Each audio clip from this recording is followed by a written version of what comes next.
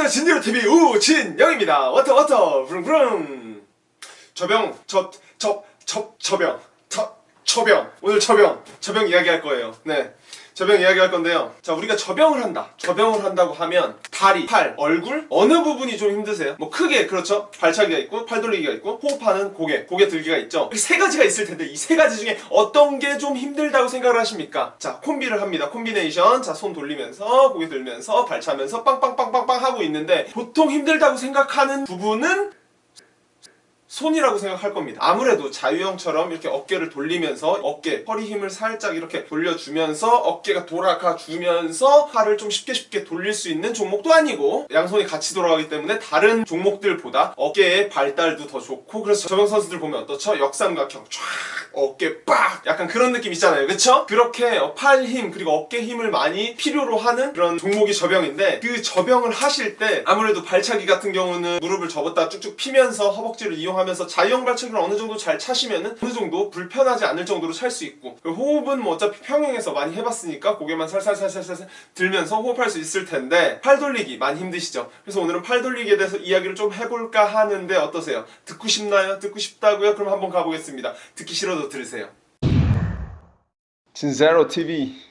저병 팔 돌리기에서 잘 안되는 동작부터 좀 말씀을 좀 드려볼까요? 손이 뒤까지 올라오지 않고 그냥 넘어가기 때문에 팔 돌리기가 물 속에서부터 시작을 한다. 여긴 물 속입니다. 이쪽으로 넘어오면서 물 위가 돼요. 그래서 발차기가 기본적으로 좀 많이 뜨신 분들 저병 팔 돌리기를 더 쉽게 하실 거고, 여자분들 중에, 남자분들도 간혹 있긴 한데 여자분들이 좀 더 많죠. 여자분들 중에서 발차기를 잘 못 차시더라도 막 붕붕붕붕붕 뜨시는 분들이 있어요. 막 다리가 쭉쭉쭉쭉 잘 뜨시는 분들이 있는데, 그런 분들 팔 돌리기 보면 손 돌아가는 거는 굉장히 쉽게 나와요. 뒤까지는 되게 쉽게 나오는데 이 넘어가는 동작 자체는 뭐 아무래도 근력이 좀 없으시기 때문에 넘어가는 건 조금 더 힘들어 하실 수 있는데, 발차기가 어쨌든 좀 위로 떠야 한다, 이게 첫 번째고요. 발차기가 잘 뜬다는 가정하에 사실 여기서부터 뒤까지 당길 때는, 그쵸, 자유형 할 때도 마찬가지고 뭐 어느 정도 그냥 손목에 힘 주고 쭉 당겨주기만 하면 쭉쭉쭉 나가긴 하죠. 하지만 이 넘어가는 동작 자체는 자유형에서 팔 돌리기만큼 편하지 않고 힘들게 넘어가요. 많이들 저병을 좀 힘들어 하시고, 저병이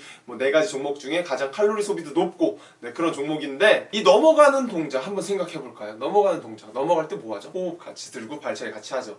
호흡 같이 들고 발차기 이제 차면서 넘어가실 텐데, 손을 뒤까지 당기고 손이 넘어갈 때쯤에 다리는 뭐 하고 있죠? 그쵸, 아래로 벌써 쫙 펴지고 첨벙했죠? 자, 그때 고개를 들고 있을 텐데, 자, 이 동작 잠깐 볼까요? 고개 들고 허리 아래, 발차기는 벌써 아래쪽으로 빵 눌러서 찼죠? 내 몸의 궤적이 어떻게 돼 있죠? 그렇죠, 올라가는, 수면을 기준으로 올라가는 대각선 모양을 그리고 있겠죠? 이 상태에서 올라가는 수영을 했으면 아래로 내려가는 수영을 하셔야 돼요. 아래로 내려가는 수영을 하셔야 되는데, 올라가는 수영만 하다 보니까 많이들 실수하는 거, 손이 위쪽 방향으로 뻗어지면서 앞에 손을 갖다 놓는 거, 이런 동작들이 굉장히 많습니다. 특히 다리가 안 뜨시는 분들일수록 더 많이 그렇고, 다리가 어느 정도 뜨시더라도 이렇게 위쪽으로 하시는 분들도 많고, 이렇게 수영하시는 분들도 많이 있어요. 자, 여기가 물이라고 생각을 했을 때 쭉 빼고 나와서 여기다 놓고 여기서 이렇게 다시 들어가는, 하나 둘 하나 둘, 이 넘어가는 동작 자체를 두 동작으로 나눠서 하시더라고요. 두 동작으로 나눠서 하시는 분들이 있을 정도로 손이 자꾸 위로 쭉쭉쭉 뜨는 동작이 많이들 생기는데, 이 동작은요, 아래로 내려가는 수영을 하지 않았기 때문에 생기는 겁니다. 아래로 내려가는 수영? 뭘까요? 그쵸, 저병은 올라가는 수영이 있다면 내려가는 수영도 해야 돼요. 올라간 만큼 내려가 주셔야 내려가는 수영을 힘으로 밸런스를 맞춰서 위아래